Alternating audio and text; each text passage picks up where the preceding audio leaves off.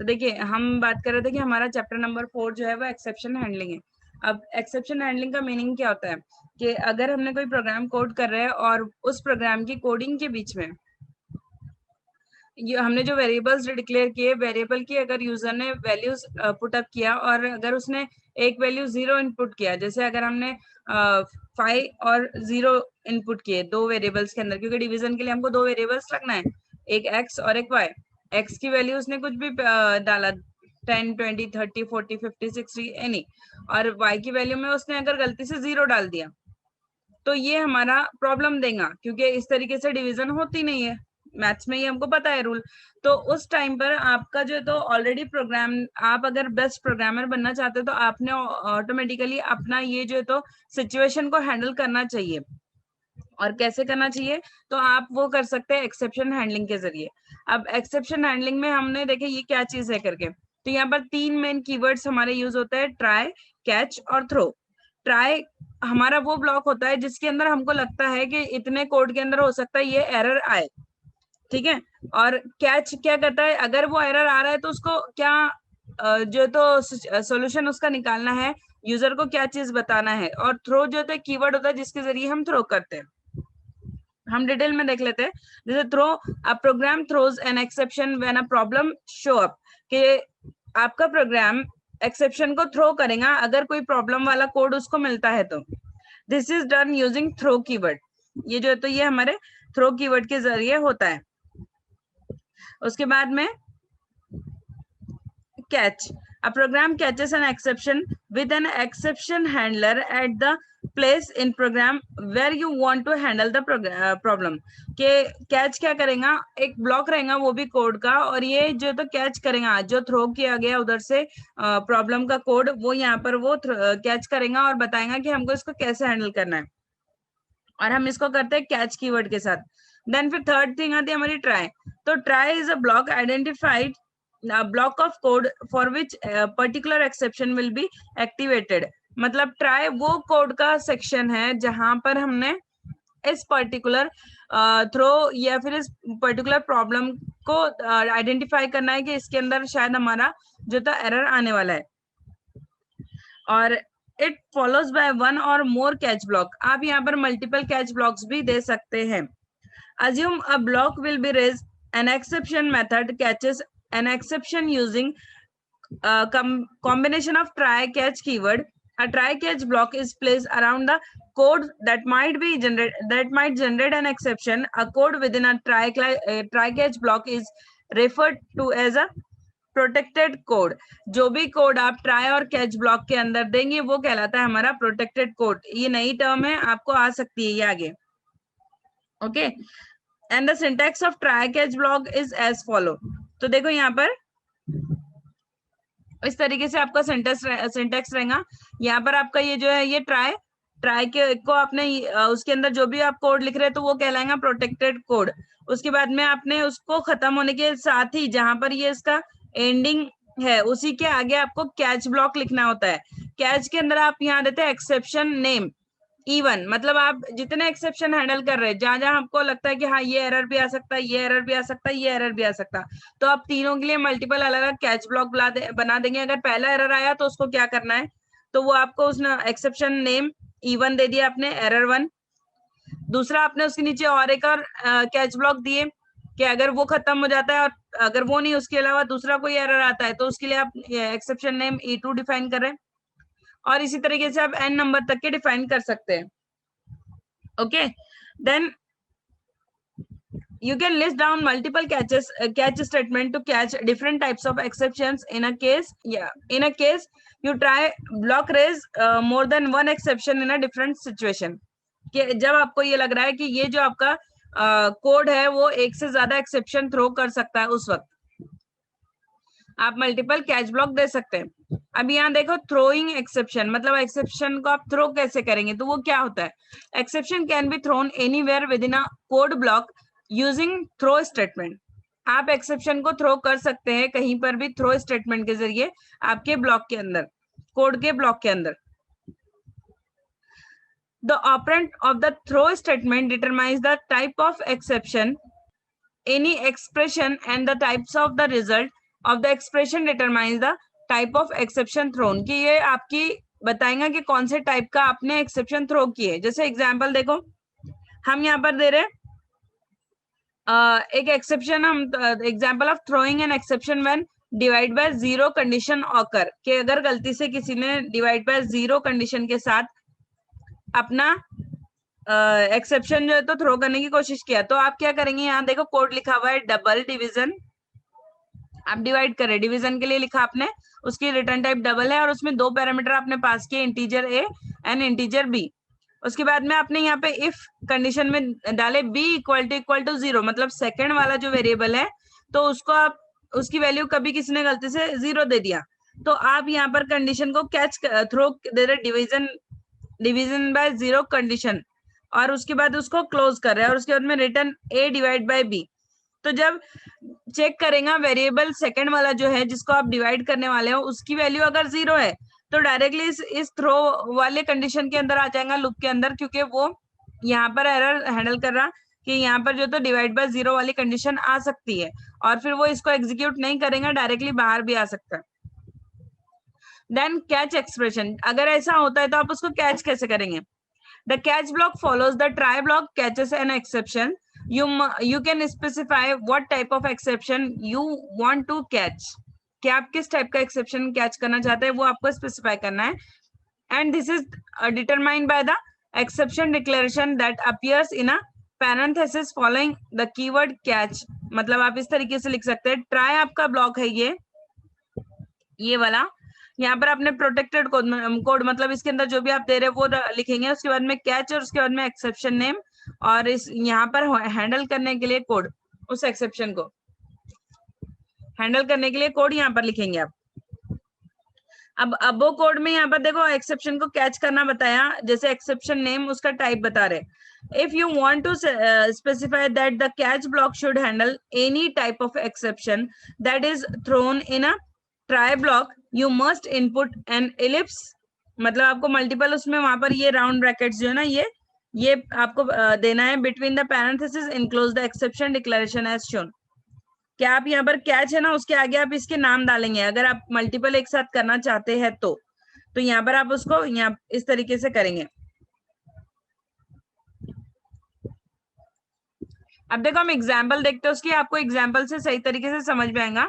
Example लेते हैं हम, हैश इंक्लूड iostream.h, ये हमारी हेडर फाइल हो गई, conio.h हमारी सेकंड हेडर फाइल हो गई। आपने लिखा फंक्शन डिवीजन वाला और उसको डबल उसका रिटर्न टाइप है, दो पैरामीटर पास किया आपने, इंटीजर a और इंटीजर b। उसके बाद आपने if b equal to zero किया, मतलब सेकंड जो वेरिएबल है b उसकी वैल्यू हमने जीरो कर दी गलत। अब थ्रो कीवर्ड यहाँ पर ऑकर आएगा, थ्रो करेगा division by zero condition occur, क्योंकि ये कंडीशन चेक हुई और सही में अगर आपने जीरो डाले थे तो ये कंडीशन ट्रू हो जा रही, मतलब वो इसके अंदर आ जाएगा और वहां पर आपको एरर देगा जो तो डिवीजन बाय जीरो कंडीशन। उसके बाद बाहर आएगा और return a divide by b करेगा और उसके बाद यहाँ पर ये क्लोज करेगा। अब देखो हमने मेन प्रोग्राम लिखी है उसको इम्प्लीमेंट करने के लिए, x दिए 50 और इंटीजर y दिए 0, double zero z equal to 0। अब ट्राई कर रहे हैं, आप ट्राई के अंदर आपने कोड दिया z equal to division by x comma y। ये जो z0 है अभी उन्होंने सिर्फ इनिशियलाइज करने के लिए z को 0 दिए, क्योंकि z के अंदर वैल्यू क्या आएंगी, जो x डिवाइड बाय y रहेंगी, और अब x है हमारा 50 और y है हमारा 0। ये डिवीजन होगा क्या? तो नहीं होगा, क्योंकि डिवीजन बाय 0 वाली कंडीशन आ जा रही। तो सी आउट ये डिवीजन कर जाएगा, ऊपर चेक करेगा, ये कंडीशन चेक करेगा, अरे हाँ यहाँ तो डिवीजन बाय 0 वाली है, मतलब यहाँ पर नहीं होगा। Z को वो डिफाइन कर देगा, उसके बाद में कैच को कैरी करेगा, कैच कांस्टेंट कैरेक्टर मैसेज। अब यहाँ पर जो मैसेज है वो प्रिंट होगा। तो यहाँ देखो हम सी आउट सी इन जैसे लिखते थे वैसे आप सी एरर को डिफाइन कर सकते हैं। सी एरर और जो भी एरर मैसेज है वो यहाँ पर डिस्प्ले होगा। एंड एल कर दिया आपने, यहाँ पर रिटर्न 0 कर दिया। तो एरर मैसेज क्या है हमारा, ये मैसेज है, और वो मैसेज हमने कहाँ डिफाइन किया, कैच के अंदर हमने यहाँ डिक्लेयर किया, और उसमें दे रहे क्या हम ये चीज दे रहे जो थ्रो ने दिया था, डिवीजन बाय 0 कंडीशन। ये वाली लाइन हम देने वाले हैं वहां पर। देखो वहां पर हमको क्या मिलता है आउटपुट, देखो जब आपने because we are raising the exception of type character constant pointer, एक लाइन है जो तो उसके हिसाब से आप दे रहे हो पूरा। So while catching this exception, we have to use constant character pointer in a catch block. Catch block के अंदर आपको ये कंडीशन कैच करना होती है, कांस्टेंट कैरेक्टर पॉइंटर मैसेज, और ये मैसेज कौन सा रहेगा, सी एरर, और वो मैसेज जो आपका एरर आएगा, और एरर कहाँ पर हमने डिफाइन किए, थ्रो के अंदर किए, तो वो थ्रो की लाइन यहाँ पर उसको दे देगा। तो उसकी वजह से क्या हुआ आपका, if you compile and run the above code it would produce the following result, और रिजल्ट आपको मिलेगा डिवीजन बाय जीरो कंडीशन। तो इसकी वजह से क्या होता है कि आपका प्रोग्राम जो इन्फिनाइट लूप में नहीं जाएगा, और ऐसा हो जाता है कभी कभी कोडिंग को एग्जीक्यूट करे और उसमें एरर रहा तो वो कंटिन्यूअसली उसको एग्जीक्यूट करते जाता है, वो ब्लू वाली स्क्रीन पे बस टाइपिंग होती जाती लाइन, और वो इन्फिनाइट लूप में चले जाता। इन्फिनाइट लूप में जाने के लिए उसको अगर बंद करना है तो फिर डायरेक्टली आपको पीसी शट डाउन करना पड़ता है या प्रोग्राम से बाहर आना पड़ता, जब जाके वो बंद होता। बट कभी कभी वो आपके कंप्यूटर को हार्म कर सकता है, इसलिए आपको ऐसे एरर्स को खुद ही हैंडल करना है। अब हम देख लेते हैं कि स्टैंडर्ड एक्सेप्शन होते कौन कौन से। तो स्टैंडर्ड एक्सेप्शन जो है तो उनके लिए एक स्पेशल क्लास बनी हुई है, एक्सेप्शन क्लास। अगर आपको एक्सेप्शंस को ऑलरेडी मतलब बहुत सारे जो प्रोग्रामर्स है उन्होंने वो बनाकर रख कर गए हैं और आपको बस उसको यूज करना है। कैसे यूज करेंगे, तो C++ provide a list of standard exception defines in exception header file which we can use in our program. Sorry, they are arranged in a parent child class hierarchy shown in a below. देखो as below, यहाँ पर हम small description उनके दिए हुए, जैसे std scope resolution operator exception, अगर आपने इस तरीके से यूज किया तो ना exception and parent class of all standard, ये जो तो हमारे स्टैंडर्ड है C++ के सारे एक्सेप्शन की पेरेंट क्लास। उसके बाद में आप स्पेसिफाई कर सकते हैं standard std scope resolution operator bad underscore allocate, तो ये थ्रो करेगा जब आप नया कोई वेरिएबल डिक्लेयर कर रहे हो इंटीजर टाइप का और आप उसको मेमोरी असाइन करने की कोशिश कर रहे हो कैरेक्टर टाइप की, तो वो बैड एलोकेशन वाला आपको एरर देंगी कि आप जो तो सही से एलोकेट नहीं कर रहे हो वेरिएबल को, जो तो अपनी उसकी जो एलोकेशन है मेमोरी साइज जो है वो सही एलोकेट नहीं कर रहे हो, क्योंकि हमको पता है इंटीजर के लिए हमको 2 बाइट्स लगते हैं। ओके, ये देखो अलग अलग टाइप के स्टैंडर्ड एक्सेप्शन है जो कि ऑलरेडी बनाकर रखे हुए हैं लाइब्रेरीज के अंदर, आप डायरेक्टली यूज कर सकते हैं। जैसे स्टैंडर्ड बैड एलोकेशन मैंने बताया आपको, स्टडी बैड कास्ट है, मतलब आप कास्टिंग जो करते हैं डायनामिक उसमें भी गड़बड़ हो सकती है, जैसे आप इंटीजर से फ्लोट में कन्वर्ट कर रहे हो, फ्लोट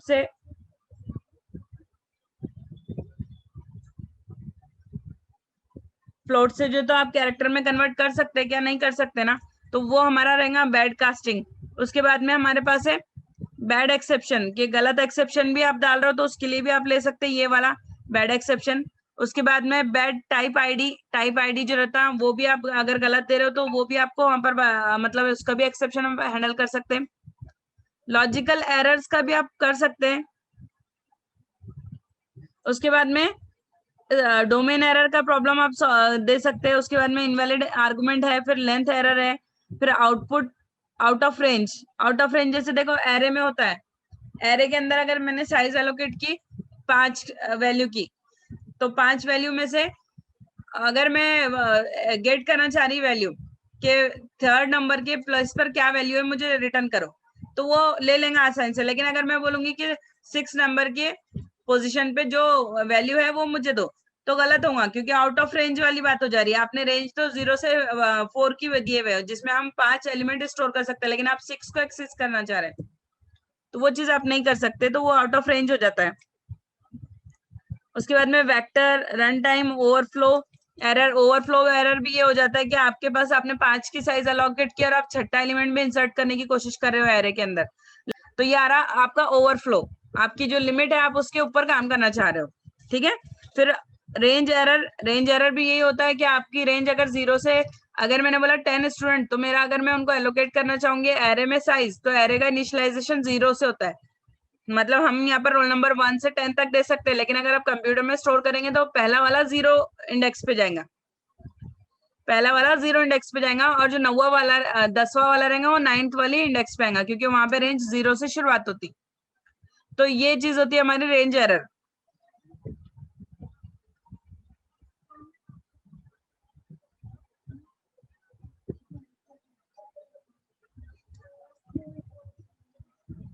उसके बाद आपके पास अंडरफ्लो एरर भी है। अंडरफ्लो मतलब देखो यहाँ पर क्या होता है कि अगर आपके पास अगर मैं बोलूँ आपके पास जो है तो 10 रुपीज है और उसमें से आपको 8 रुपीज खर्चा करना है, तो रिमेनिंग आपके पास 2 रुपीज तो बचना है। लेकिन अगर मैं बोलूँ कि आपके पास 0 रुपीज है और आपको 10 रुपीज खर्चा करना है, तो आप कर सकते क्या? 0 रुपीज है, कुछ भी नहीं है, और आपको मैं बोल रही हूँ कि आपको 10 रुपए खर्चा करना है, तो कहाँ से करेंगे? दैट इज योर अंडरफ्लो वाली कंडीशन। मतलब वहां पर कुछ है ही नहीं, आपके पास जो तो एलिमेंट्स कुछ है ही नहीं और आप उसको डिलीट करने जा रहे हो, तो एलिमेंट है ही नहीं तो डिलीट कहाँ से होगा? समझा? तो वो आती है हमारी अंडरफ्लो कंडीशन। नेक्स्ट हमारे पास में डिफाइन एक्सेप्शंस। एक्सेप्शन को हम अलग अलग तरीके से डिफाइन कैसे कर सकते हैं, तो यहाँ पर देखो, you can define your own exception by inheriting, overloading, overriding exception class. क्या आप अपने खुद के भी एक्सेप्शन बना सकते हो? class functionalities. Following are the example which shows the how you can use standard exception class to implement your own exception in standard way. आप अपने खुद के एक्सेप्शन कैसे बना सकते हैं और उसको इम्प्लीमेंट कैसे कर सकते हैं। तो ये देखिए, ये आपका प्रोग्राम है, मैंने आपको ऑलरेडी 3 प्रोग्राम्स दे चुकी हूँ। एक्सेप्शन वाला ये प्रोग्राम हमारा प्रैक्टिकल में रहेगा। अभी देखो मैं वो समझा देती हूँ। आपने हेडर फाइल आईओ स्ट्रीम वाली इंक्लूड कर ली, conio.h इंक्लूड कर लिया, उसके बाद आपको एक और फाइल इंक्लूड करना है, हैश इंक्लूड एक्सेप्शन, बस इतना। ओके, स्ट्रक्ट लिखेंगे आप, उसके बाद में स्पेस आएगा, माय एक्सेप्शन नाम आएगा, यहाँ पर एक स्पेस आएगा, वहां पर स्पेस ओवरराइट हो गया शायद। कोलन मतलब आप इनहेरिट कर रहे हो कहाँ से? एक्सेप्शन क्लास से, स्टैंडर्ड वाली, और वो पब्लिकली आप इनहेरिट कर रहे हो, मतलब आप, हमने इनहेरिटेंस देखा, अगर नहीं देखे होंगे तो दोबारा यूट्यूब चैनल पे जाके इनहेरिटेंस वाला चैप्टर दोबारा से देखो, आपको समझ में आ जाएगा। तो हमने क्या किया, हमारा माय एक्सेप्शन नाम की एक क्लास बनाई, ये एक स्ट्रक्चर बना रहे हैं हम, और उसको हम पब्लिकली इनहेरिट कर रहे स्टैंडर्ड वाली एक्सेप्शन क्लास से। ओके, यहाँ पर आपने कांस्टेंट कैरेक्टर पॉइंटर व्हाट दिए, मतलब जो भी मैसेज आपको देना है वो ये व्हाट में देंगे, आपको जो मैसेज देना है, और वो कांस्टेंट थ्रो, आप थ्रो करवा रहे। उसके बाद में रिटर्न C++ एक्सेप्शन, व्हाट में क्या आ जाएगा फिर? C++ एक्सेप्शन व्हाट के अंदर। उसके बाद आप इसको क्लोज कर देंगे। फिर आपने एक मेन प्रोग्राम लिखा, उसके बाद आपने ट्राई ब्लॉक दिया, उसके ट्राई के अंदर आपने थ्रो दिया, यहाँ पे स्पेस आएगा, माय एक्सेप्शन के बीच में, माय थ्रो के W और माय के बीच में स्पेस दे देना। उसके बाद में कैच, फिर उसमें हम एक्सेप्शन डालेंगे, और ये एंड जो तो एड्रेस के लिए आता, यहाँ पर आएगा स्पेस एक्सेप्शन के बाद, इधर स्पेस आना चाहिए था, और ये एंड ई आएगा कि ई जो है हमारा उस एड्रेस पे जो भी वैल्यू डाली हुई है, उस एड्रेस पे हमने व्हाट की वैल्यू डाले, वो हमको एक्सेस करके देगा। अब आप उसको यूज कर रहे हैं outside of the class. Class हमने कहाँ क्लोज कर दिए? माय एक्सेप्शन वाली यहाँ पर क्लोज कर दी हमने क्लास, और ये हम यूज कर रहे हैं आउटसाइड ऑफ द क्लास। तो आपको इस तरीके से यूज करना पड़ता है standard scope position operator cout, क्योंकि इस क्लास के मेथड आप बाहर यूज कर रहे हो। My exception catch standard and मतलब आपने अपना एक्सेप्शन कॉच करे, मतलब कैच करे, और उसके बाद आपने उसको डिफाइन कर दिए। अब standard scope position operator cout, यहाँ पर आपने ई डॉट वॉट, ई के अंदर आपने क्या दिए, जो भी आप दे रहे, जैसे ई के अंदर यहाँ हमारा आ रहा C++ एक्सेप्शन, वो व्हाट के साथ डिफाइन कर देंगे। उसके बाद आपने कैच किया, कैच कैसे किया? ये पहला वाला किया, ये हम दूसरा और एक्सेप्शन अदर एरर अगर आपको कैच करना है तो वो कर देंगे। जब आप ये एग्जीक्यूट करेंगे तो आपको एरर क्या मिलेगा?